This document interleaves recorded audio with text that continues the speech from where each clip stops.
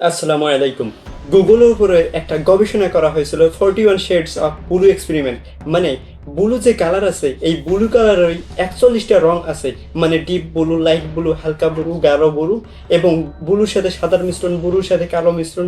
এবং এই 41টা কালারের মধ্যে কোন রংটি মানুষের জন্য পারফেক্ট এবং কোন রংটি মানুষের সাইকোলজি ট্রিগার করতে পারে, এই পরীক্ষা চালানোর জন্য গুগল নিজে একটি গবেষণা চালিয়েছিল।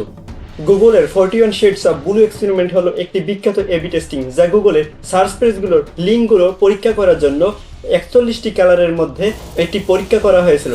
এটির মূলত উদ্দেশ্য ছিল যে ব্যবহারকারীগণ কোন শেডে সবচেয়ে বেশি ক্লিক করে, তাতে দেখা যায় যে নীল এবং বেগুনি রঙের শেডে সবচেয়ে বেশি ক্লিক রেট করেছে। এতে করে গুগলের বার্ষিক বিজ্ঞাপন মার্কেটে যুক্ত হয়েছে $200 মিলিয়ন। চিন্তা করতে পারেন, গুগল এখানে একটি ডার্ক সাইকোলজি ইউজ করেছিল যে ব্যবহারকারীগণ এই 41টি রঙের মধ্যে কোন রংটাতে বেশি আকৃষ্ট হয়ে পড়ে এবং কোন রংটাতে গুগলের বেশি ক্লিক রেট বেড়ে যায়, এবং এগুলোর মধ্যে নীল ও বেগুনি রঙে সবচেয়ে বেশি মানুষ আকৃষ্ট হয়ে পড়ে। এখানে চিন্তার বিষয় হচ্ছে শুধুমাত্র গুগলের ক্লিক রেট বাড়ানোর জন্য তারা এ ধরনের ডার্ক সাইকোলজি ইউজ করে। তাহলে ভেবে দেখুন তাদের প্ল্যাটফর্মগুলোতে মানুষজনকে আটকে রাখার জন্য তারা কি পরিমাণ ডার্ক সাইকোলজি ইউজ করে।